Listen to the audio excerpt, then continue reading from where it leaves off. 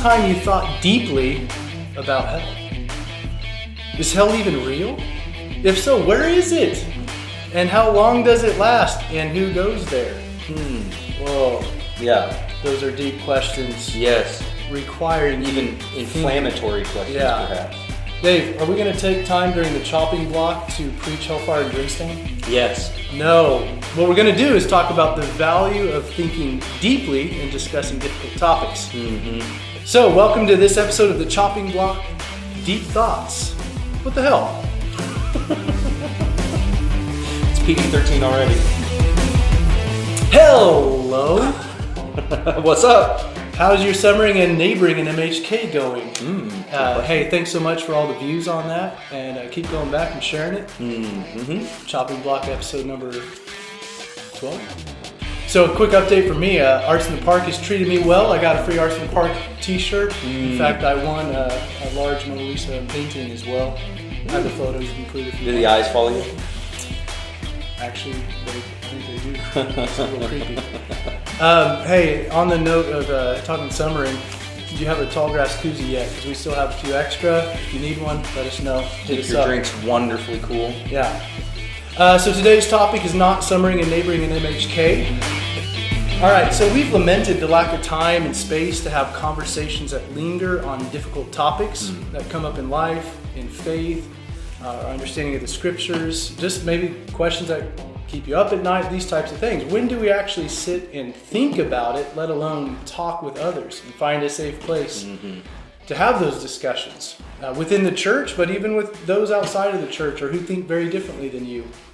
Yeah, so one thing we're doing is we're attempting at least to have some brown bag lunch discussions, tackling some of those lingering difficult questions that come up. That's right. But in the context of community and presumably a safe place where people have relationship and can handle deep discussion and not necessarily coming to the same conclusions. Yeah, and it's not just discussion like what you think, sharing, pooling our ignorance, but we actually study something that's a little bit higher level, perhaps. We've got something that we're looking at. Yeah, we don't want to just have pooled ignorance, that's right, which can happen, and we don't want to two sides of a discussion throwing bombs at each other. We want to actually think deeply together. So the scriptures call us in Romans 12 to be transformed by the renewing of our mind, and we feel that there's a deficit of that type of transformation of the mind happening in the church. Yeah. And that when Jesus calls us to love the Lord our God with all our heart, strength, soul, and mind, that we want to take that seriously. And so we want to grow in our ability to think deeply and address questions and not just because we know we should, because of the scriptures, it's actually fun. Yeah, absolutely. We just wrapped up our first discussion lunch. Dave, you want to share a little bit about our topic, the book we covered? All right. We chose the topic determinism. Really fun, right? John Lennox, an author and a speaker that we've really enjoyed a lot of his other works and books. He had a new book out called Determined to Believe, ? It's all about the sovereignty of God, freedom, faith, and human responsibility. Giant topics. If you've heard of Calvinism, Arminianism, all sorts of isms, a lot of them flow from how you land on some of these questions. What do you think? Is everything pretty much determined for us? Do we really have a choice in whether or not we sin or choose God? Is God the puppet master that's really making everything happen, including our choices? If so, are we even responsible for our choices, including our bad ones? Those are deep questions. Then wouldn't that make God responsible for all the bad stuff, ultimately, depending on how you went? It was a very big discussion. Yeah, or, when someone's in a car crash, was that caused by Satan, or is God sovereign? He caused that, or what? That's right. Yeah, how far does human freedom go when it mixes in with God's sovereignty? Huge questions. Absolutely. But we really enjoyed picking up the book, reading it together. We kind of went through chapter by chapter and discussed as we went. It was very enjoyable for me. I can't say that I have it all exactly figured out now at the end, but I definitely was able to think deeply about the topic. One of the things I really appreciate about this book was how it drew us to the scriptures. Absolutely. To consider what the Bible says about these difficult topics. And it can be easy to get off in the weeds if you're not talking about what does the scriptures say. So we at least started there, which I really appreciated. That's great. And a number of the biblical passages that are often thrown around to talk about predestination and all these things, he did a good job of helping us reason through how they don't always say what we think. Yeah, that's good. So, and actually we'd love for you to hear a little bit from one of those who joined us for that book discussion, Matthew Schmitz. That's right. So we'll cut that in right here probably, or something like that. How about you, Matthew? Did you like it? Hello, my name is Matthew Schmitz, and I'm just sharing my heart a little bit on why I joined the Determined to Believe lunch and things that I got out of it. The reason why I jumped in was I felt led, and I wanted to partake in a very, very heady subject, and I know it's a very wide topic, really discussed in the church. I think for me, it was very tough for me to engage just because I am very young in my faith. But I did enjoy hearing the hearts and being there and understanding and realizing that people are wrestling through some of the thoughts that I have been and that a lot of people actually wrestle with. The biggest thing that I took away from the group is a deeper understanding for people's hearts and where they're at in their walk with Christ, and the fact that we're all wrestling with wanting to come to the deeper understanding of what truth is. Anyways, so I was chosen to make this video, and so here it is. So Dave, did we answer all our questions about God's sovereignty versus human freedom? We did. No, we didn't. Did not. We did did we not. dive deeper into the scriptures than we had before? Most definitely. Yeah. Did we all come to the same conclusions at the end of our discussion? No, actually. Was that okay? Yeah. Yeah, it was. So it was enriching. Yeah, I think we all walked away with even more questions to think deeply on. So it was great. Mm-hmm.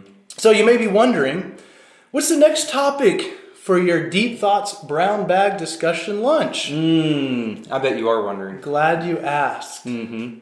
Hell.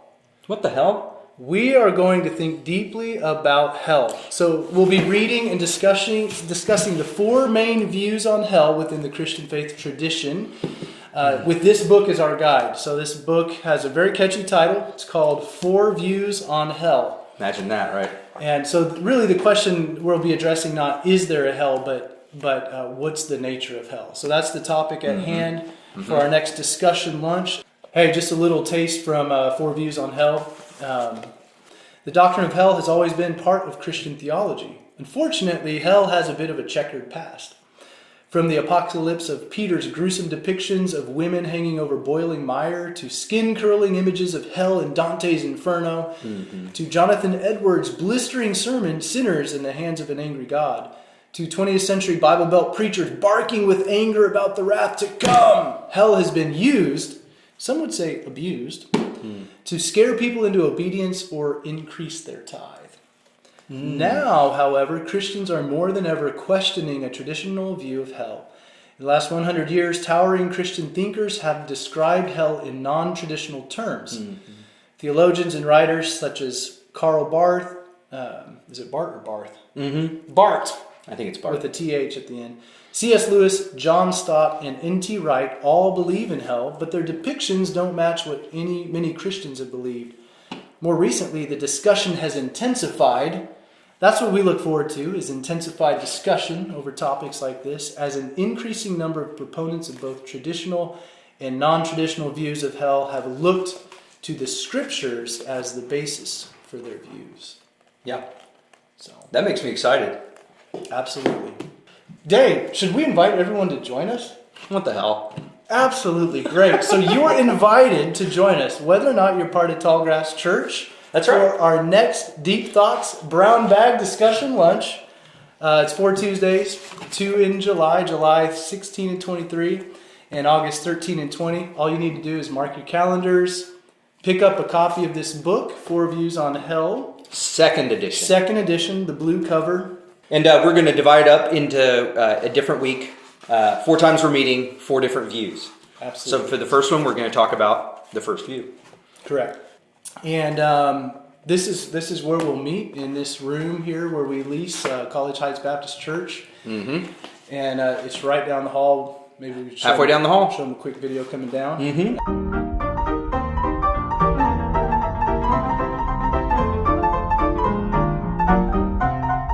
One thing we're excited about is the opportunity to think deeply in community. It seems like there's kind of a trend in the church, I don't know, at least in some elements of the church, where we don't actually encourage thinking deeply. It can be even kind of discouraged. Oh, yeah. There's kind of a rise in kind of this anti-intellectual view of the faith. So we want to reclaim a view of thinking deeply in the scriptures and about things that matter. And this is a step towards that. Yeah.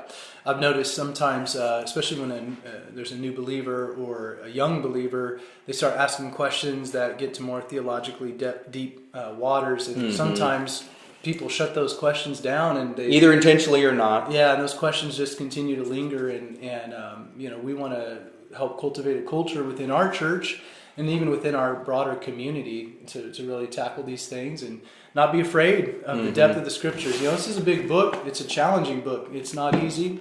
Gospel is simple enough for a child to grasp, but it's also deep enough for scholars to wade in for lifetimes. So that's right. So this is one way we want to push against kind of the anti-intellectual bent in the church. Yeah. We invite you to jump in. Absolutely.